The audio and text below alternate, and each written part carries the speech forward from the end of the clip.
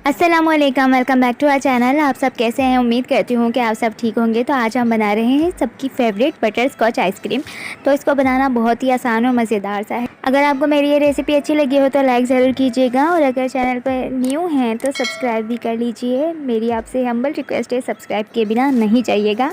तो चलें सबसे पहले रेसिपी स्टार्ट करते हैं। तो सबसे पहले हम बनाएंगे बटर स्कॉच क्रंच, जिसके लिए मैंने एक पैन ले लिया है जिसके अंदर 4 टेबल स्पून शुगर ऐड कर दिए है। तो यहाँ पर मैंने इसको अच्छे से इवनली स्प्रेड कर दिया और इसके बाद फ्लेम ऑन की है। तो सबसे पहले ये देखें हमारी शुगर मेल्ट होना शुरू हो गई है। तो अभी हमने इसके अंदर स्पैचुला नहीं चलाना है, भी छेड़ना नहीं है, सिर्फ पैन को आप इस तरीके से मूव कर लीजिए।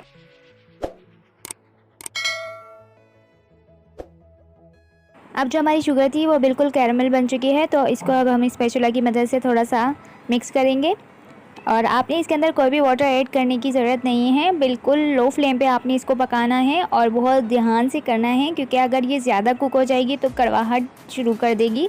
तो इसलिए आपने इसको बिल्कुल ही लाइट फ्लेम पे बनाना है और बिल्कुल ध्यान से आपने इसको बनाना है। तो ये आपका बहुत अच्छा सा कैरामल क्रंच यानी प्रलीन बनेगा।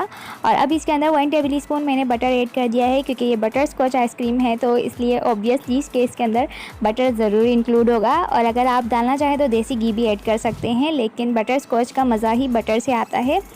तो यहाँ पर अब मैंने 2 टेबल स्पून आलमंड से जो मैंने क्रश करके रख लिए थे वो भी ऐड कर दिए हैं, और इनको अच्छे से मिक्स करने के बाद मैंने इसको थोड़ा सा मिक्स किया है। और इसके बाद एक स्टील की प्लेट ले ली है जिसको मैंने बटर से ग्रीस कर लिया था, और इसको मैं इवनली फैला रही हूँ।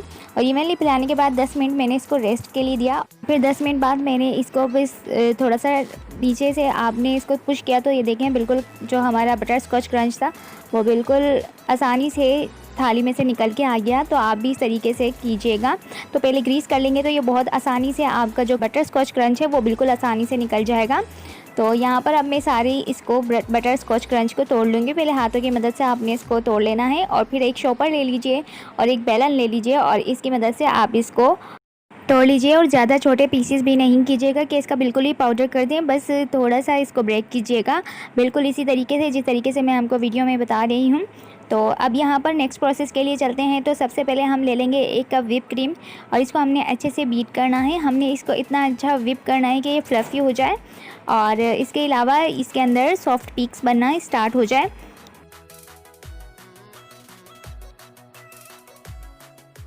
2 से 3 मिनट मैंने इसको अच्छे से बीट किया है। और अब हम इसके अंदर ऐड करेंगे कंडेंस मिल्क 1/3 कप। और इस कंडेंस मिल्क की रेसिपी आपको मेरे डिस्क्रिप्शन बॉक्स में मिल जाएगी, तो आप काइंडली वहाँ चेक कर लीजिएगा। और कंडेंस मिल्क डालने के बाद फिर हमने इसको अच्छे से बीट करना है। अब इसके अंदर 1 teaspoon butterscotch essence add कर देंगे। अगर आपके पास है तो आप डाल लीजिए, वरना आप स्किप भी कर सकते हैं।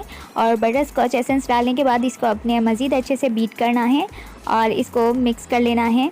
तो आपकी जो ये क्रीम है वो बहुत ही फ्लफ़ी होनी चाहिए आइसक्रीम के लिए। और अब इसके अंदर मैं येलो फूड कलर ऐड कर रही हूँ। मेरे पास पाउडर फॉर्म में है, आपके पास अगर जेल फॉर्म में हो, लिक्विड हो, तो आप वो भी ऐड कर सकते हैं। मैंने यहाँ इसकी जो कलर थी इसको इन्हेंस करने के लिए येलो कलर यूज़ किया। अगर आप करना चाहें तो कर लीजिए, वरना स्किप भी कर सकते हैं।